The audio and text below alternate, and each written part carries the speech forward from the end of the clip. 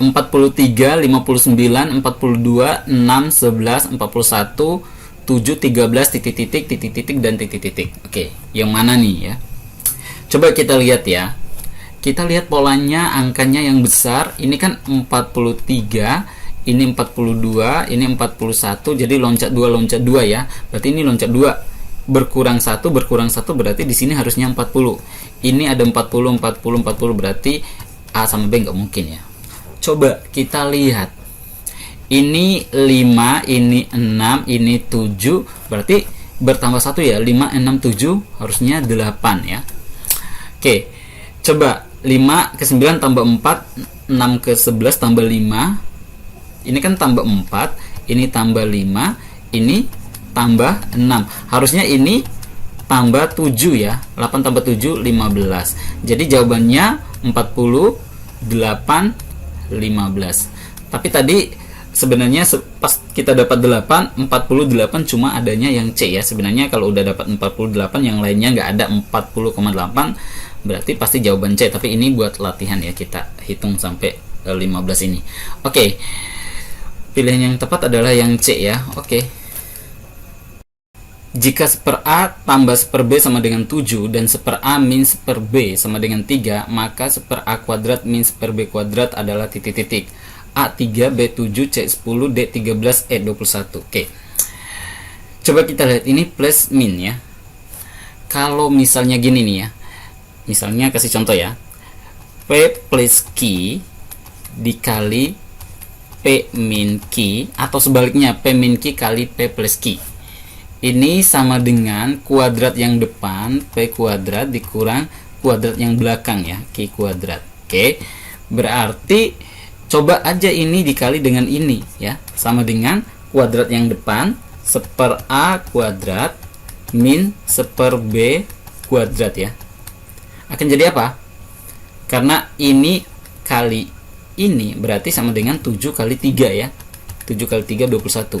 Coba nih, 1 kuadrat kan 1, per A kuadrat kan A kuadrat kan, min 1/B kuadrat ya, sama dengan 21. Jadi jawabannya adalah yang E ya. Oke. Yang E ya.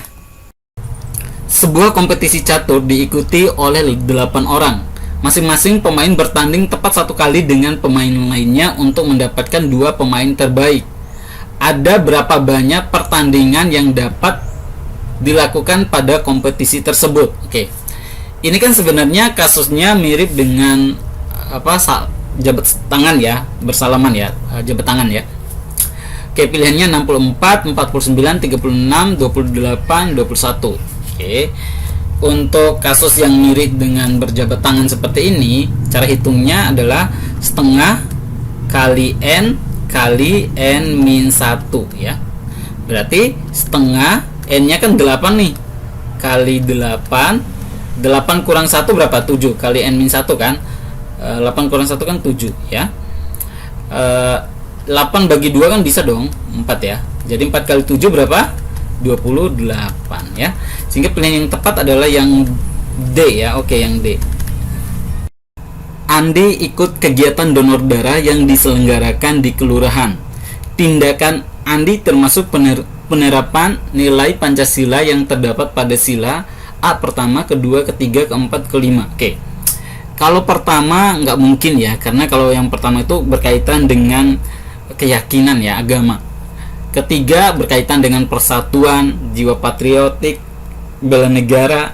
Keempat ini berkaitan dengan musyawarah dan demokrasi. Nah, yang mirip adalah sila kedua dan sila kelima. Nah, coba kita lihat kalau ikut kegiatan donor darah ini termasuk kegiatan kemanusiaan ya. Ini kegiatan kemanusiaan.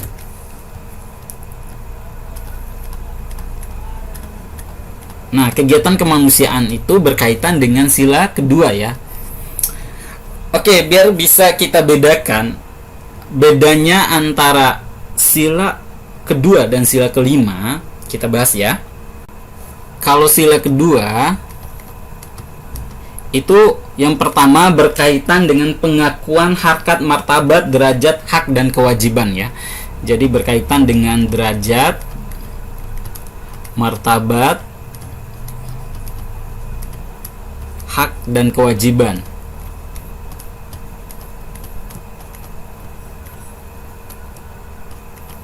Maksudnya kita menghargai harkat, martabat, derajat, hak dan kewajiban orang lain. Terus maksudnya tanpa membedakan suku, agama dan etnis ya. Terus kita cinta sesama manusia. Cintai sesama manusia.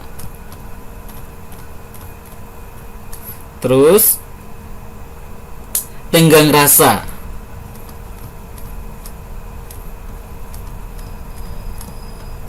Atau tepas seliro. Terus tidak semena-mena terhadap orang lain. Tidak semena-mena. Pokoknya kita menghargai orang itu sebagai manusia seperti layaknya kita.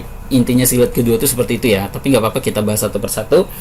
Terus menjunjung tinggi nilai kemanusiaan.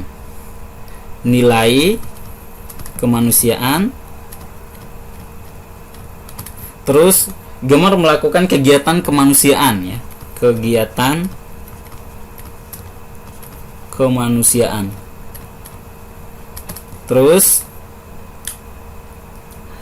berani membela kebenaran dan keadilan. Ada kebenaran dan keadilan. Nah, terus bangsa Indonesia merasa bagian dari seluruh umat dan mau bekerja sama serta hormat bangsa lain ya. Hormat serta kerjasama dengan bangsa lain ya. Dengan bangsa lain. Nah, ini sila kedua. Nah, kalau sila kelima ini lebih pada kepentingan bersama ya, seperti gotong royong ya. Yang pertama, kita mengembangkan kegiatan luhur yang mencerminkan gotong royong. Terus yang kedua, adil terhadap sesama. Adil terhadap sesama. Terus keseimbangan hak dan kewajiban. Jadi antara hak dan kewajiban tuh harus seimbang ya. Jangan hanya menuntut hak dengan mengabaikan kewajiban, nggak boleh ya. Hak dan kewajiban, hak dan kewajiban yang seimbang. Terus hormati hak orang lain. Hak orang lain. Terus memberikan pertolongan orang lain ya. Tolong orang lain, tapi jangan terkecoh dengan donor darah ya. Kalau donor darah itu lebih ke kegiatan kemanusiaan ya. Tolong orang lain.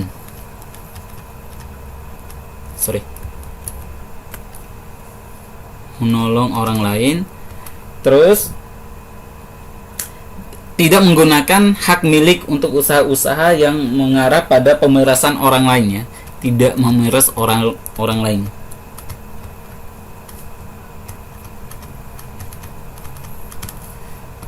Terus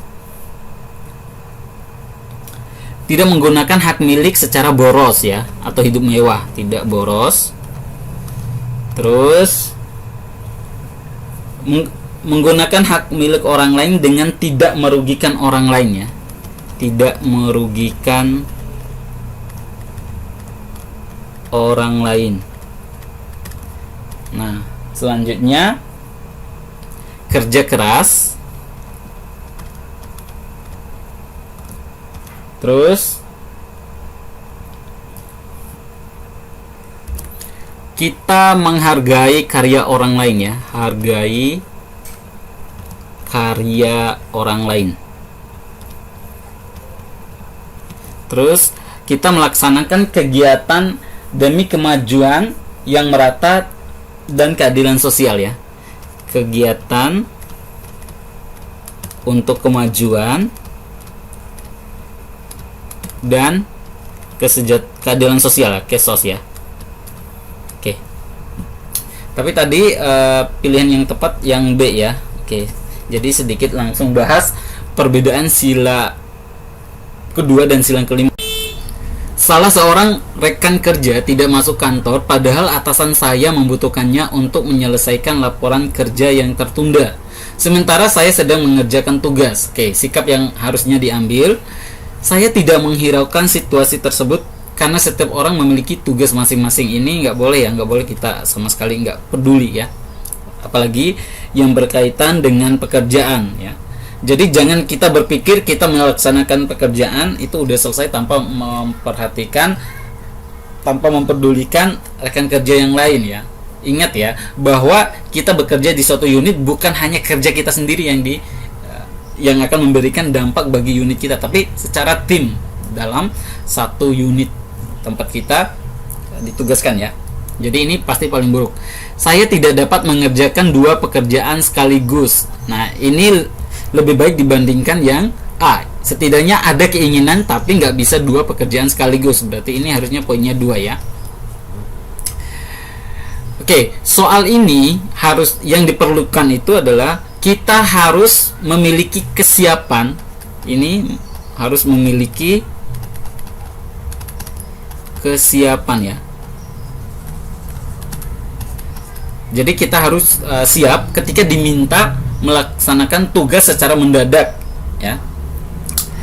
Kalau ini saya siap bila atasan memerintahkan saya untuk menyelesaikan laporan tersebut. Oke. D. Saya menawarkan diri membantu untuk menyelesaikan tugas tersebut. Ini bagus ini bagus tapi yang C ini lebih bagus. Kenapa coba? Kalau kita memang nggak ada pekerjaan, boleh aja kita menawarkan diri. Tapi di sini disebutkan sedangkan saya sedang mengerjakan tugas, ada tugas yang dikerjakan. Nah, berarti ini berlaku kalau memang kita lagi nggak ada kerjaan ya, nggak ada tugas lain. Berarti ini lebih baik ya. Ini harusnya poinnya 5, ini 4 ya. Saya akan menyelesaikan tugas lebih dahulu dan bila masih ada sisa waktu mencoba untuk membuat laporan kerja yang tertunda tersebut. Ini ada keinginan mau membantu, cuma rasa keseriusan, rasa yang benar-benar ingin membantu tuh kurang ya. Oke, ini poinnya 3. Nah, seperti ini ya pemberian poinnya.